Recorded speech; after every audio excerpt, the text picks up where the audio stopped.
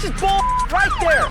You got your driver's license, proof of insurance, and any paperwork that you have documenting the load? Frank's job was to transport a 1950s Soviet MiG fighter jet from Florida to California. But as soon as he arrived at the pickup point, he was completely shocked by the sight in front of him. The fighter jet stood intact on the ground, twice as large as his transport truck. The size like this was extremely difficult to transport. After repeated discussions with the seller finally agreed to take the plane apart and load it in sections. Frank urgently called for help from John and used a large crane to safely haul the giant heavy object onto the transport truck. The entire disassembly and securing process took a full 5 hours, but just as everything was about to be finished, the sky suddenly began to rain heavily. The rain wet the parts and ruined all the plans. Frank almost broke down, angrily throwing the rope out of his hand. But after patient persuasion and guidance from his manager, he calmed down and set off on the long cross-country trip. Unexpectedly, when the truck was halfway, it was stopped by the police for inspection. The police looked at the huge, strange parts and demanded to check all his documents, even suspecting he had bad intentions and unknown origins. Only when Frank explained that he was transporting a prop fighter jet for filming did the police understand. They even excitedly asked Frank to take a photo with the jet for them. Despite all the twists and turns, Frank finally reached his destination. He immediately worked with the seller to start reassembling the plane. Frank was extremely careful the whole time, not daring to make the slightest mistake. But unexpectedly, during the inspection, the owner found a damage. The owner pointed at the damaged spot and sternly demanded that Frank compensate, even doubting whether the jet's hatch could still open properly. The atmosphere turned tense at once, but when the owner climbed onto the plane, opened the hatch smoothly, and started the engine, everyone breathed a sigh of relief. The owner gave Frank a big thumbs up on the spot and even said he could forgive the accident. But during the negotiation, the buyer of the plane said what he wanted was a complete plane, and since it was damaged, Frank must compensate. In the end, the seller said they would deduct $500 from the original price and paid the full shipping fee. All the hard work had paid off. This thrilling and exciting transport journey finally came to a perfect end.